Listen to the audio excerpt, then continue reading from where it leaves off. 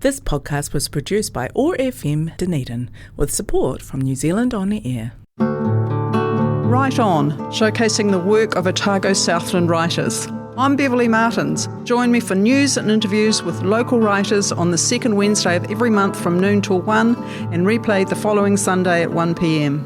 Right On is brought to you by the Otago Southland branch of the New Zealand Society of Authors and kindly supported by the great team at the University Bookshop. What do you want to be when you grow up? They say you are what you read, and the University Bookshop can help you be whoever you want to be. Do you want to be an athlete? Then sit down with an inspiring sports biography. Do you fancy yourself as a detective? We have a grisly lineup of murder mysteries waiting just for you. Do you aspire to be the world's greatest chef? We have cookbooks to tantalise your taste buds. Do you want to celebrate your inner child? Play up in our fabulous children's room. The University Bookshop, helping you decide what you want to be when you grow up. Hello and welcome to Right On, brought to you by the Otago Southland branch of the Society of Authors in partnership with the University Bookshop. I'm Beverly Martens and I hope you're all adjusting to the end of daylight saving, which of course means darker evenings, but hey, more writing, more reading. And in this month's show, we've got a bit of light and dark as well, actually. My first guest is prolific New Zealand author Karen McMillan, who's written over 20 books and been published in 10 countries. Now, while she lives north of Auckland, I did want to talk to her today because actually her latest novel, Turbulent Threads, is set fully here in Dunedin and back in the 1890s. So I'm sure that will be of interest to you. Hi, Karen, and welcome to the show. Thanks, Beverly. Thanks for having me.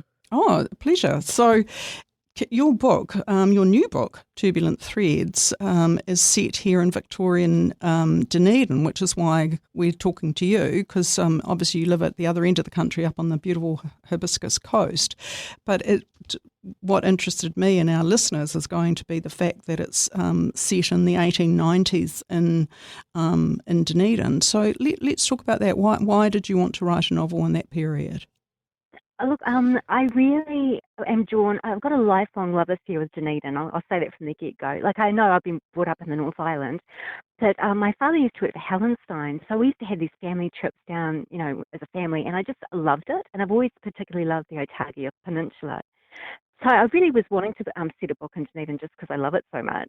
And then I was really drawn to the 1890s. The 1880s were like hardship and depression, but the 1890s was a time of prosperity and progress in New Zealand, and I was really drawn to that, especially considering that a lot of the laws that are the fundamental cornerstone of our society now were passed in that decade.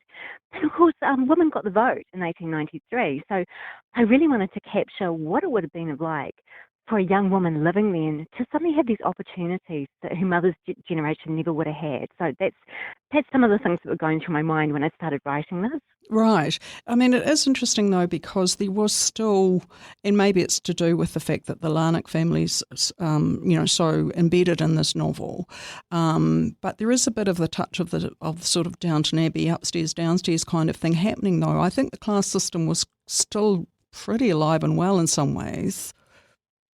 A little bit.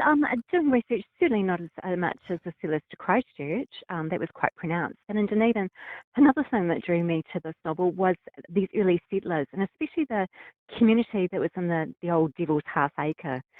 So, of course, that was, infamous during the gold rush days for the opium dens and, just like a dodgy place in town. But in the 1890s, it was a very poor but thriving community. So there was the Scots and the Irish, which is my heritage, but there's also the Lebanese and the Chinese, and they're all kind of living, right next to each other and supporting each other. Yeah, and I was really drawn to that aspect of like these early settlers, and immigrants and their families, getting on and just making best of life, which that really appealed to me. Yeah, and I've got to say that that the news about the Lebanese being here so early was news to me. I knew about some of the other immigrant kind of groups, but I didn't know about the Lebanese. So I think that's one of the charms of your book, actually, is kind of portraying them and digging a bit deeper on how they coped with being in a new country. Yes, and I was really drawn to them because as a generalisation, they were hardworking, industrious, and they're also so beautifully attired. They really were impeccably dressed, and that's, I think they probably still are. So that was, it was lovely to create my fictional George family based on all this research I'd done. And I suppose I should say a little bit about the story.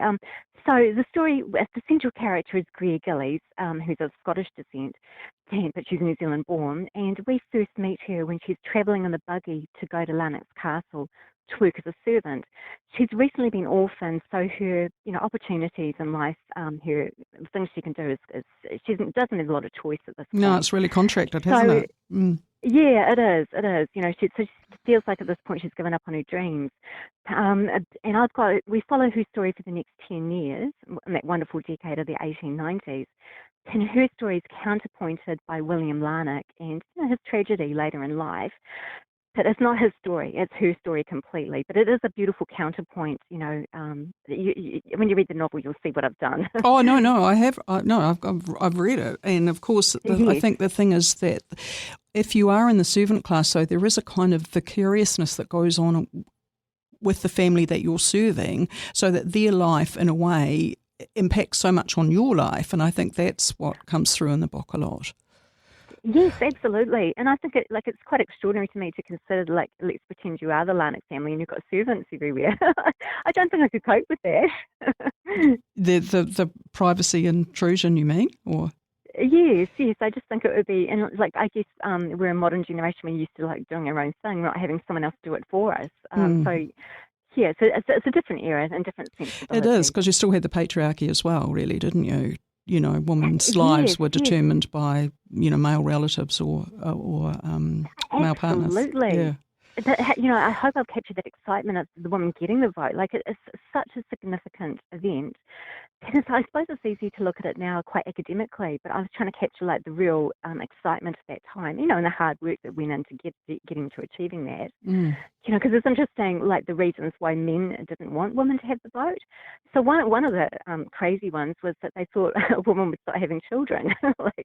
That's not going to happen. Well, it's certainly not in that era when the choices for not having children were more limited. Exactly. And then there was a big, they were quite, some of the men were quite worried that women were going to make sure that men, got off the booze. So there was a lot of that element. Yes, there was the whole temperance thing in the background as well too, wasn't there? Yeah, yes. Yeah. So what specific research did you do, Karen? Right, so I was very fortunate to be awarded the Robert Lord Writer's Cottage residency, which gave me dedicated time in Dunedin to walk the streets and try to step backwards into time. I'm fortunate that I actually had some old newspapers that I could refer to, and of course you can get online and access some of these old papers. Yeah, and some of the books I read were very helpful as well. So I really kind of immersed myself and specifically that decade of what was going on in New Zealand and specifically Dunedin. But also I delved into the fashion and music and literature and all those other elements, which is a really enjoyable part of the novel. And they are the in Greer's life they are the two strong things, aren't they? Her violin playing, but also of course her sewing skills, which improve over the course of the novel, because of course she's got help and support from her Lebanese friend. Is it Jamili? Is that how you say her? Jamili? Yes, absolutely. Yes. Yeah. So really enjoyed that fashion element, and I really like the 1890s because from a modern perspective, the gowns actually are beautiful.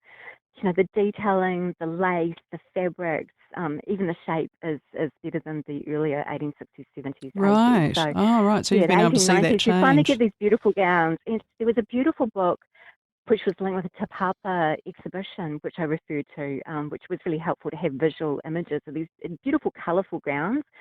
Because we tend to think about, it's all going to be, dark and dowdy. But and muddy. It's going to be muddy. Colour. Yeah. Yeah. But Victorians loved colour. So, especially for evening attire, it was colourful. If you weren't in your morning clothes, you were going to be wearing colour quite often. Right.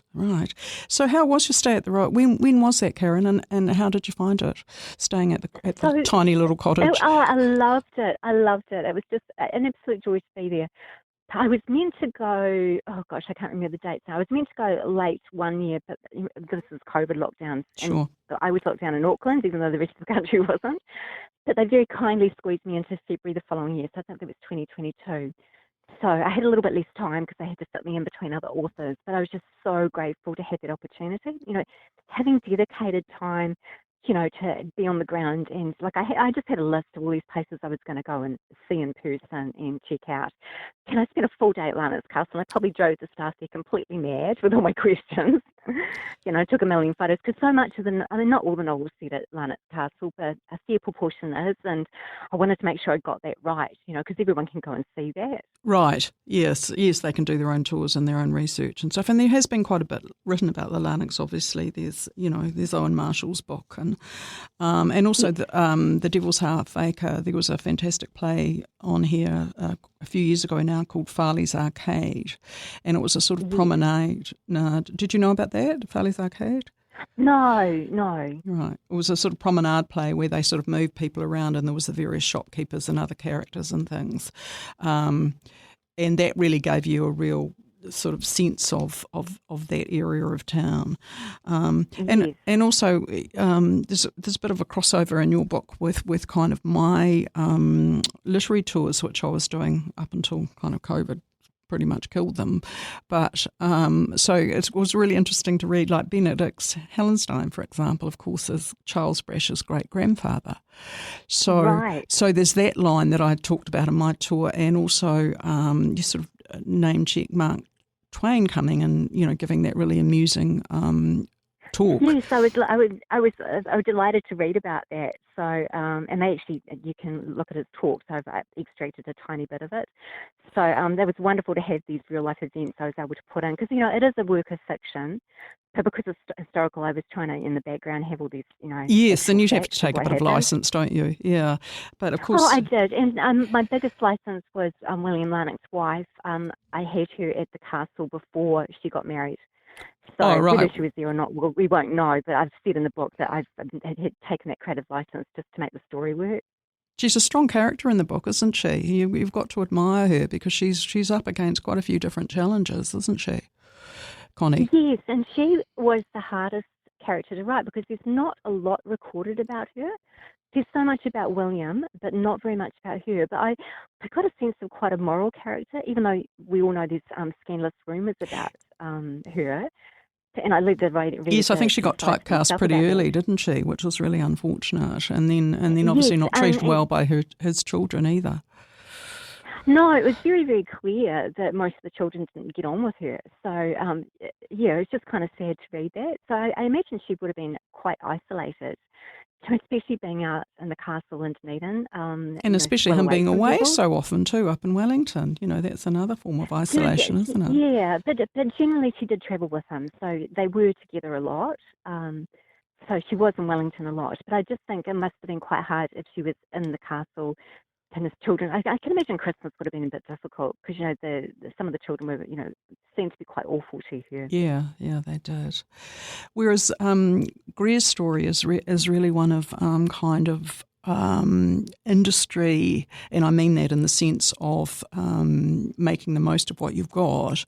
Her skills and opportunities, and sort of a kind of rise in her status, really, isn't it? Yes, I think so. And again, it's capturing like real life women that, were educated. They had businesses. It wasn't just marriage and children.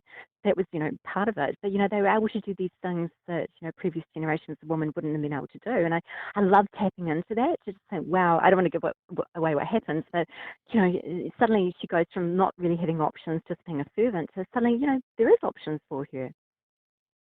Brilliant. Right, let's talk about, this is not your first rodeo, Karen. This is your, 22nd, 23rd book, which is an astonishing, that's an astonishing output. Well done. Thank you. Yeah, and also you're very embedded in the literary world yourself, aren't you? You're a reviewer, you help other authors with their publicity, and of course you sort of set up the New Zealand Book Lovers Awards. So do you want to tell our listeners a little bit about that? Like, what was the impetus and how's that all evolved? Oh, so New Zealand book lovers, it's just a joy for me. It's my way of giving back to the industry that I love so much. Because I think the more book coverage we have, the better. In this modern world with media where it's kind of shrinking, I'm trying to add something else in. So the New Zealand Book Lovers Awards just came about because we've got these wonderful literary awards. We've got amazing awards in New Zealand, but there definitely was a gap for their mainstream novels and the like. So New Zealand Book Lovers was set up with the idea that let's just try to give these authors that write mainstream fiction and lifestyle and children's books, just something that they can enter, another opportunity for them. So, and I think for us, we've got the end reader very much in mind. So, it's your average Kiwi family with the kids that they'll enjoy these books. Right, and they won't. So, they're books of excellence, but they're also very mainstream, and storytelling's key. So, if we've got a book that's very literary, but nothing much happens, it might be beautifully written, but it's not that page-turning read. It's not for our awards. Right, that's more for the Ockhams, do you think? Yeah, exactly. So it's not in competition to anything. It's just an addition. Yeah. No, I read a good quote the other day, and it said that often the thing is that we're not short of brilliant writers, but we're short of readers.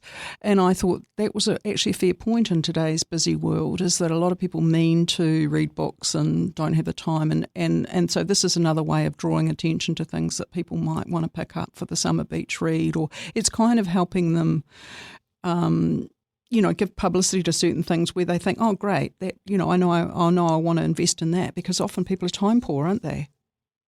They are, but I kind of think, okay, you might go and watch a movie on Netflix or at the cinema, you might listen to music, but you should be reading books too. It's part of the joy of life. Absolutely, so, yeah. It's just finding the books that you enjoy and then going for it. I mean, if you've got time to, spend 3 hours watching a movie, you've certainly got time to read a book.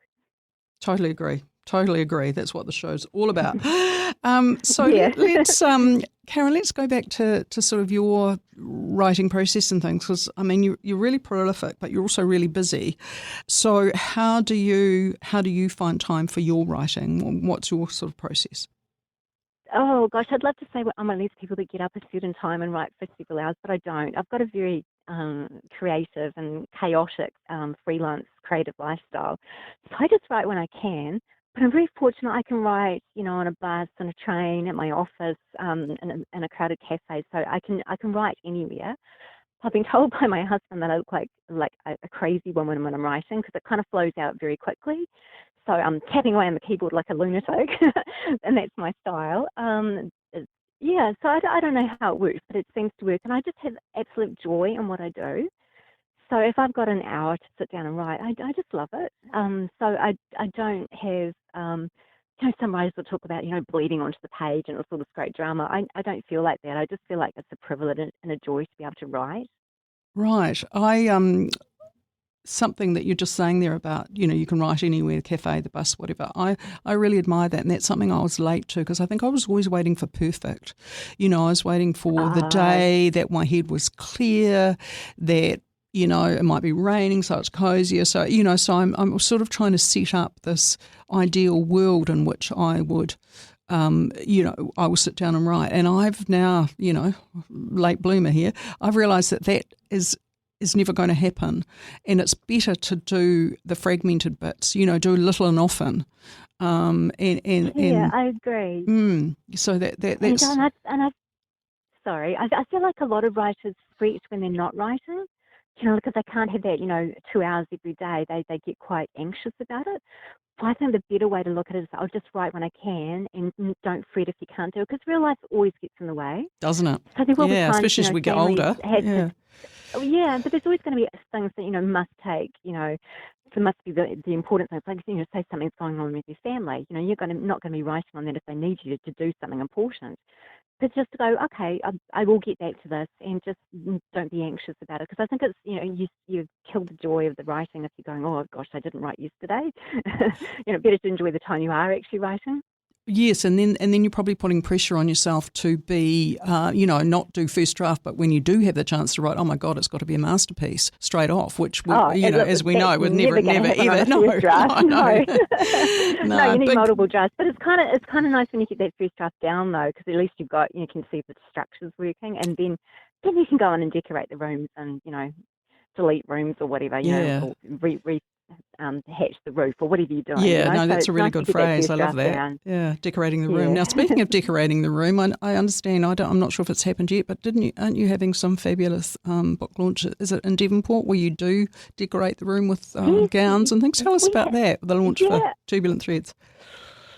Yeah, no, it's been great. So we've launched the book at Devonport Library. That was just such a joyous occasion. It was a lot of fun. Yeah, and at the moment I'm travelling around the country doing book events. So some of them are private speaking engagements, some of them are public events. So I'm really enjoying it. Just meeting actual readers is such a pleasure, and it's always fun. Great, excellent. So when this month is over and you're going to pick up the pen again, what are you going to? Do you know what you're going to work on next? Yes, I do actually. So I've got my Elastic Island Adventure series for children, and the next one I'm taking my fictional characters to Fiji. Wow, okay. And lucky me being hosted there, and that'll be my next writing project, is working on that. And I hope you've got that plan for, cold weather in July or something, have you? Or are you going to actually go to? May. Oh, right. So you're actually going to go to Fiji? Yeah, so I do the research over there and then write the book. So that's my next actual book that I'm writing. Right. Would you want to fill our listeners in on the backstory of the Elastic series? Do you want to just give us a wee précis? So I was, So I was ready to write my next novel, very keen. But the 10-year-old in the family said to me, "When are you going to write a kid's book?" So I thought, my goodness, if I actually don't do something now, I'll blink and she'll be a teenager. I've got a short window here. So I started writing the first book, which is Elastic Island Adventures, Jewel Lagoon. And I honestly thought it was just going to be a fun family project because I really love Fairy, and it's just, something we'd do together. I obviously wrote it, but I say, hey, what do we call this character? So I involved her as much as I could. Then through a series of circumstances, which I still can't believe happened, I got a multi-book publishing deal and movie rights have been optioned. Oh, wow. Potatoes doing the audiobook narration. So it's turned into this huge thing. So we're 7 stories in now, and they're wanting spin-off books. So it's it's an absolute joy. And I found that I naturally write for 10-year-olds, and I channel my 10-year-old self. So it's a very different process from my latest novel, Turbulent Threads. Just very, very different to write for children. Yeah, I'm sure. God, it sounds like you're empire building then, Karen. Congratulations. Oh, no, I'm not. No, I'm teasing. I'm just a humble author. I'm teasing. Hey, and that's the thing. All I can do is write the books. The rest of it's completely out of my control of how it goes. So I think that's for other authors, just enjoy what you're doing. Craft a great book, and that's all you can have. Yeah, that's your job. Which is a hard thing to understand, but that's your job.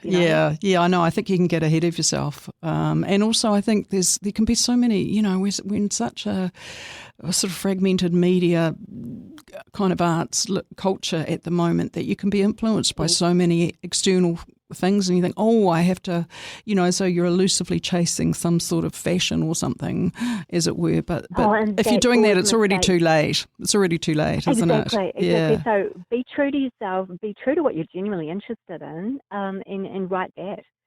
So, because the rest of it is so out of your control. Like, you could have, the international bestseller, but you might not. And actually, to me, it doesn't matter as long as I can go on and write the next book. That's all I'm interested in. Brilliant. That's brilliant. What a great note to end on, Karen. Thank you so much. It's been a pleasure talking to you. All the best with Turbulent Threads.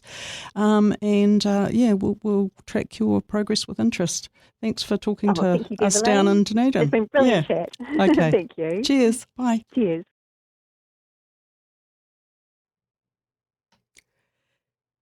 Now I'm going to go for a slight change of pace, but it's actually about rounding out that interview with Karen. And I'm going to play an iconic track by the legendary Dunedin band, The Chills. Now, that might seem like a strange choice after talking with Karen, but as many of you know, that the Pink Frost video was actually shot up and around Larnax Castle on the Otago Peninsula. And just like in Karen's book, it's kind of, the peninsula is kind of a character, as it were, in terms of the scenery, which adds to the story. So here are The Chills with Pink Frost. What do you want to be when you grow up? They say you are what you read, and the university bookshop can help you be whoever you want to be. Do you want to be an athlete? Then sit down with an inspiring sports biography. Do you fancy yourself as a detective? We have a grisly lineup of murder mysteries waiting just for you. Do you aspire to be the world's greatest chef? We have cookbooks to tantalise your taste buds. Do you want to celebrate your inner child? Play up in our fabulous children's room, the University Bookshop, helping you decide what you want to be when you grow up. Welcome back. You're listening to Right On with me, Beverly Martens. Now, my final guest this month is the elusive Mikaela Nyman. And I say that because even though she took up her Burns Fellowship in late January, it's taken me a couple of months to pin her down for this interview. Welcome, Mikaela. Great to have you here. And boy, haven't you had a packed schedule? Well, yeah, not everything is planned, but thank you for inviting me. And it's such a pleasure to be in Dunedin. I've found it such a great, vibrant space and filled with creatives of all disciplines. So, yeah, I feel like I've been on the constant go. Yes, because you're just back from another big trip up to Taranaki where you're based. I know one of the things was for WOMAD, and I think you're also involved in, was it the Our Words kind of literary festival up there as well. So do you want to talk about those things? Like, just give us a debrief on how both of those things went. Well, for WOMAD, it's really... I got media accreditation for the Sugarloafing Artscast, which is my podcast on Access Radio Taranaki. Which she does weekly, by the way, which is really impressive. So I covered last year, I covered the WOMAD Poetry Slam, and the guys who were organizing it said that, it's so fantastic to have someone covering the world of words, because everyone is usually going for the musicians and the other talks. And so I did it this year too, which included tracking down some of the secret Poetry Slam poets who are going to be performing and interviewing them before the event to kind of see how they are going, how they are preparing, and giving us a snippet of the read. And this will not air until after, because I also then at WOMAD track down the judges and interview one. So last year I had the pleasure of interviewing Chris Tees, who is the poet laureate for New Zealand. And this year it was Carlo Mila, who I've fangirled for a long time. And we had such a lovely conversation about poetry and what kind of what she's looking for in a poem. And then I also managed to catch the winner on the hop after. So I had those 4 in one kind of slam episode. And then I've interviewed a few writers like Helen Leendorf, Caroline Barron, and about their writing, but also musician Tio from Vanuatu and 2 of the stand-up comedians, Tom Sainsbury and Kura Forrester. So these will be they're WOMAD. Yeah. Wow. I mean, diversity is all about it, isn't it? But what didn't you give a workshop or something at the Our Words? Now, is it fair to call it a festival, or was it sort of an event, or because that was in with WOMAD, wasn't it? Has been a bit under the radar when it comes to festivals. So actually it's really hard for writers to get out because we sit out in the provinces, we don't have access. Wanganui has its own writers festival, and it's very hard. So I've been working for a long time to advocate on behalf of Society of Authors and for all the writers in Taranaki. Please include us as well in paid events, not just asking us to step up at the last minute for free, because we do that all the time. The exposure thing. Yeah. It's so, like, what do we pay rent with? How do we put our kids through school, especially those of us who are professional writers and make our livelihood and income from that? And so in 2018, we had an ad-lib festival, which was wonderful, a mix-up of local writers and invited authors. And I got the chance to be in a panel with Mandy Hager and Janet Hunt. And I was the newbie on the panel. I didn't even have a book out yet. And I got to read some. And those are like lifelong networking, contacts, experiences that are so important. Well, and they just fill up your tank too. Absolutely. Because writing's quite a solitary thing. Yeah. And so if you feel that sense of kind of fellowship and things. Now, you've come a long way from there, not having a book out, to now being this year's Burns Fellow, and it does actually seem to me, just reading your bio and things that have happened to you in the last few months, as well as obviously actually getting the fellowship. You've also been awarded a major literary prize by the Swedish Literary Society of Finland, which is incredible, and that's just happened as well. So 2024 feels like your year, but is it the classic, what I jokingly call the 7-year overnight success? Well, I did have a poetry collection out in 2019 that garnered lots of attention and was nominated for a Nordic Council Literature Prize. And but I haven't won anything. It's like, this small kind of one poem here and there, and you wonder, when can you call yourself an award-winning writer? I've kind of been very shy of doing that. Right here, right now. This is what we're doing. Yes. Right now I can.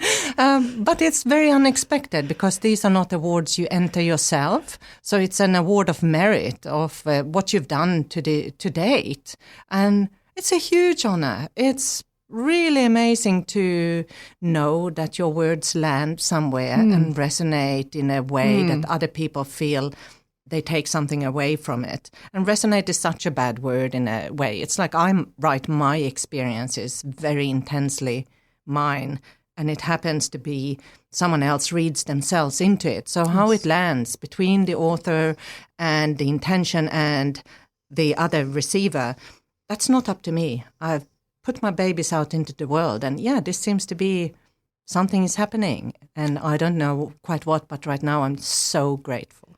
And that prize back in Europe, what did that entail? Like, was there dosh? Was there a certificate? I mean, do you get to go? You didn't get to go over there, presumably. I did, but they only invited me with paid ticket 9 days, and I was supposed to be here in Dunedin and had booked all the travel together with a friend, and I had worked all summer doing creative writing for Massey, teaching, tutoring, the writing for children. I was so knackered. I actually needed a break, and just the thought of going in the midst of winter, beginning of February, flying across the world like a week trip back and forth, not really getting to know anyone because it's dark and dreary and in the midst of winter.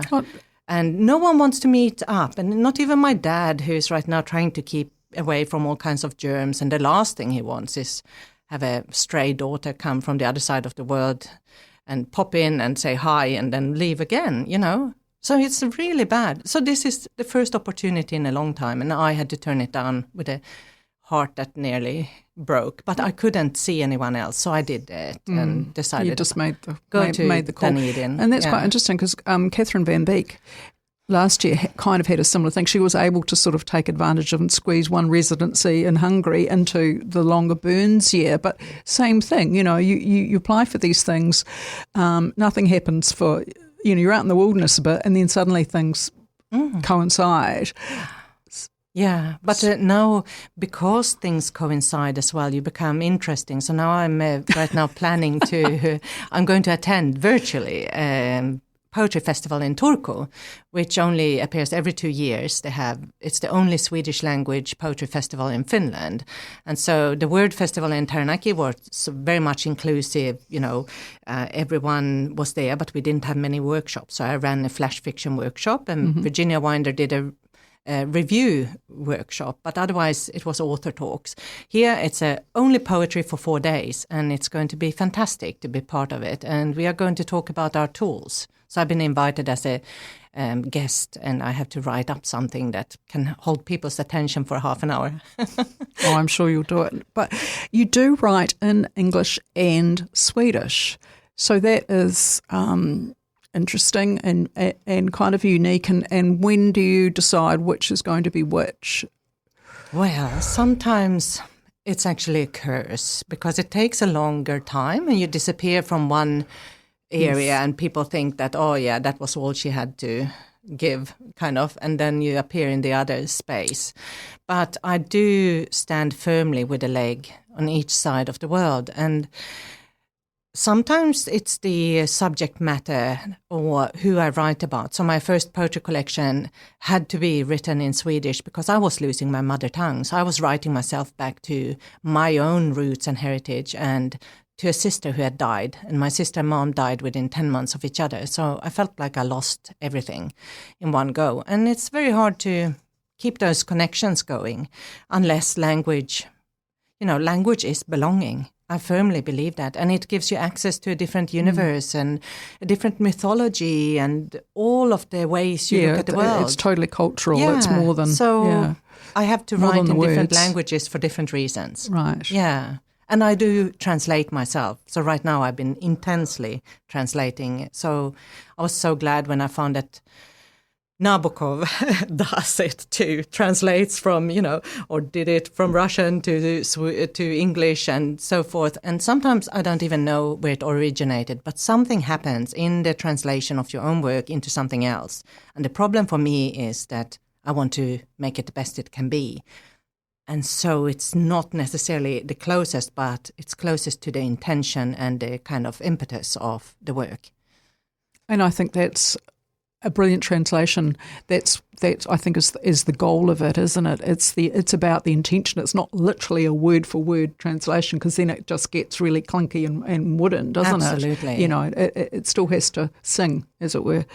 And also your 2020 novel was set in Vanuatu in the aftermath of the Cyclone Pam back in 2015. How did all that come about? Well, I was the New Zealand Development Councillor in Vanuatu for 4 years, and Cyclone Pam happened there, and our house was damaged. So hang on, you were working for the New Zealand government, yeah. And because my mom and sister died a bit earlier, and all of this happened, and then there was a mop-up, and my children were evacuated from Vanuatu. Wow. My father-in-law died at that time, but my children actually got a chance to spend 2 months due to the evacuation with their granddad in New Plymouth, which is pretty amazing. It's a silver lining to all that happened. But then I wanted to bring them back to see how things grew back, how the devastation was replaced by, things happening, life continuing on. And they managed to finish primary school there before we moved to New Zealand. But then so that's kind of an interesting sort of metaphor almost for your children, losing grandparents, and then the regeneration of a physical space as well, isn't it? There's kind of a lovely life link in all of that, isn't there? They were 4. The twins were 4 when we moved there, and my daughter was 5 years older. But when we came back, they had spent half their lives in Vanuatu, and we had packed everything hastily in containers because my mother had died just as we were going. And my sister was still alive. And then when we came back and unpacked it, the kids just looked at us and said, "Why did we save this?" And I said, "Well, remember, you didn't let us throw away things or give away things or sell things."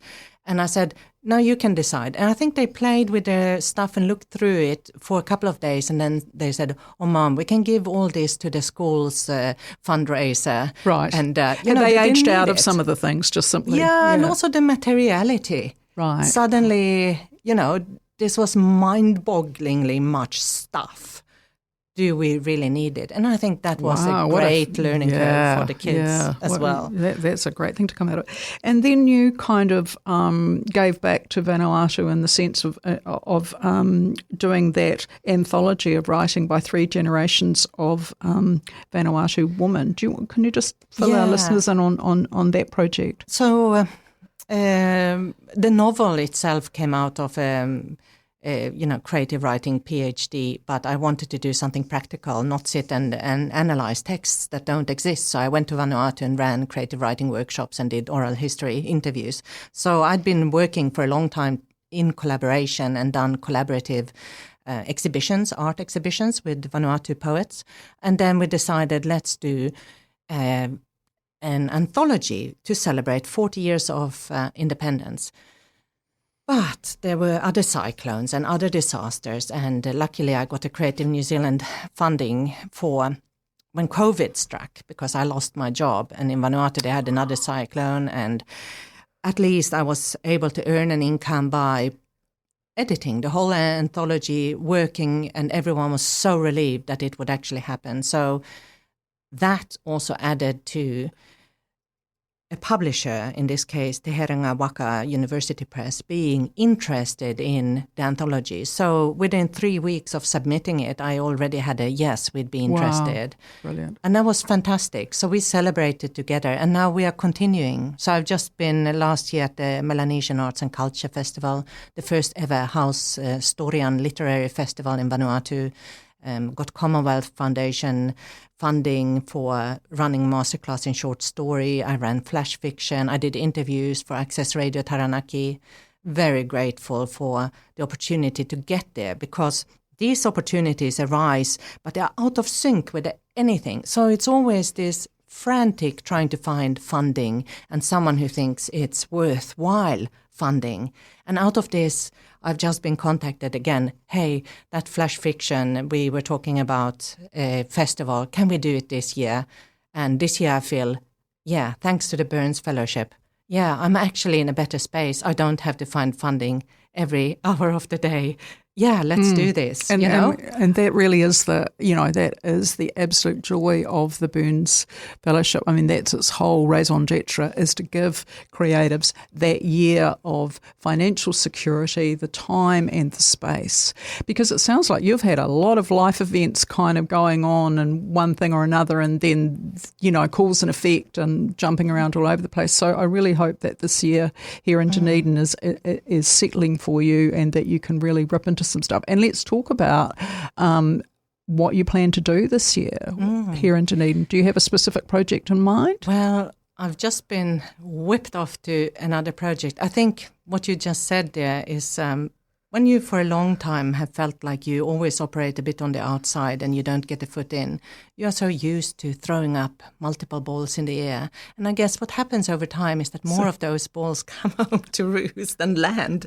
And I am constantly surprised. Oh no, totally overcommitted. And at the same time, I thrive on that, but I really need some solitude too.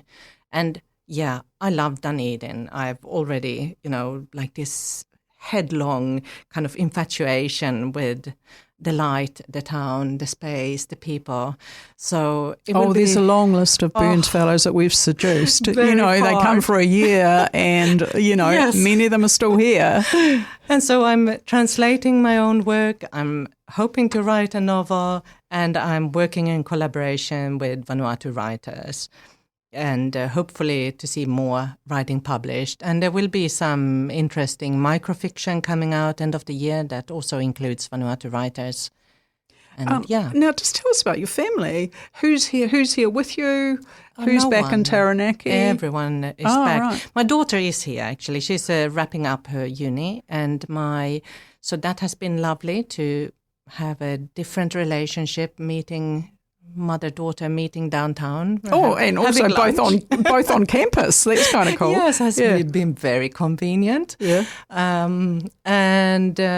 The boys are still at Boys High, and they have all the basketball and everything going on. My partner is a surfer, likes the warmer water.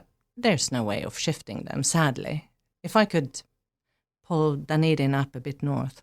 Yeah, I mean, it is. I mean, my godson lives in New Plymouth, and that's an interesting choice because he's an actor, but it's halfway between Wellington and Auckland, and so he can go either way depending on where the work is. And also his partner's, she's also an actor and is from New Plymouth, and so they could afford a house there, so there's some great things about New Plymouth, but it is a bit of a destination, isn't it? Like, you go there. Yeah, it's not on the way anywhere. No, that is exactly. part of the problem. Yeah. I wish we had trains. I grew up with public transport, and I really think it's sad that we don't have a functioning train line, both to Hamilton and Auckland, but also to Palmerston North, because we could connect so easily to Wellington. Like, a bus is, at best of times, 7 hours. I've been 10 to 12 hours on the bus from New Plymouth to Wellington. I mean... Yeah. And obviously we will... I'd love to catch up with you later in the year in terms of, how your year has gone down here.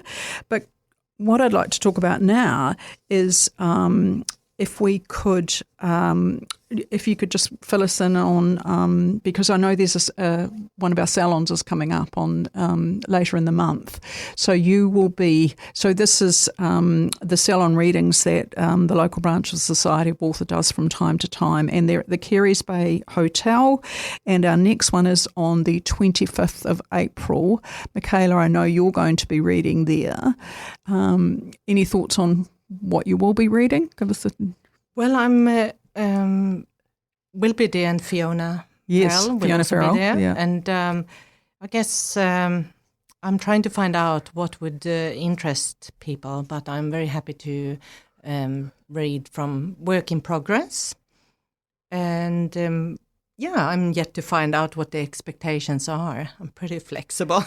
Look, it's, we're talking about that fellowship thing and just the conviviality of it. I mean, that's what the salons are about. They're really just our writing community coming together, having a drink, listening to some writers. And also, obviously, it's a great chance for people who haven't met you yet just to come and say hi. So this is, I was talking about that seduction. This is all just, Yes. This is all just part of it. I'm hanging out to find out more about the Octagon Poetry Collective too. So yeah, that's on tonight. Yeah. I know we do have all these little events that are good.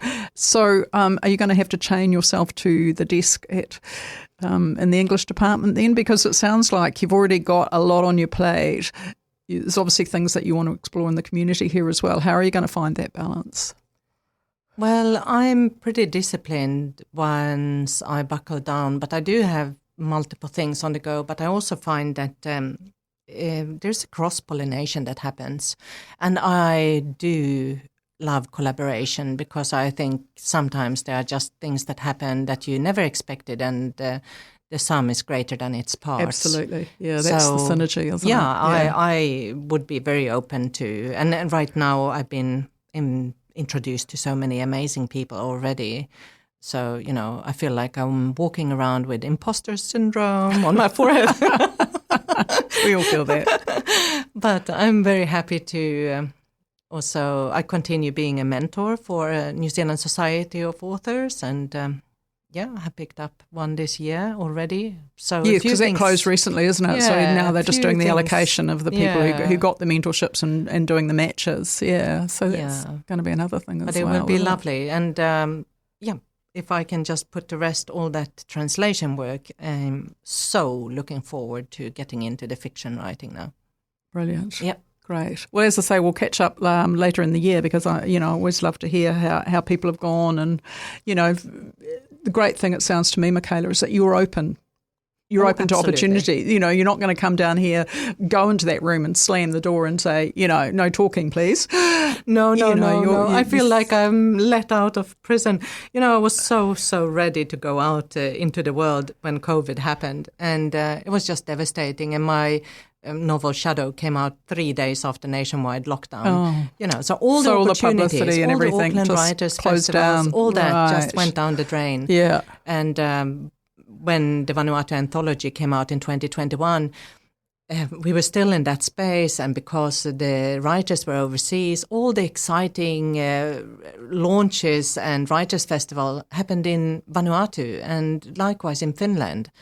And so it feels like, I'm here to play with whoever wants to play with me. And the other thing too is that it wasn't just the lockdowns. There was such a lag after that. People became so introverted that going out was kind of an anathema, and so you had to sort of factor that into the timeframes too. But isn't it great that as I said when you came in, 2024 is going to be your year. It already is. So enjoy it. And thank you. I'll make the most of it. Oh, I'm sure you will. And just to reiterate, the salon, the writers' salon that both Mikaela and Fiona Farrell, another previous Burns Fellow, I think she was Burns Fellow back in 2011, will both be reading at is at 6 o'clock on the 25th of April at the Carey's Bay Hotel. So no entry fee or anything, just buy your drinks or something to eat while you're there. And, please, listeners, come along because it's always a great event. Right, well, I think that kind of wraps our show for this month. I hope you've enjoyed listening. Certainly, I've really enjoyed talking to both my guests, Karen McMillan and Mikaela Nyman. And thanks for listening, and keep reading and keep writing. This podcast was produced by OAR FM Dunedin with support from New Zealand On the Air.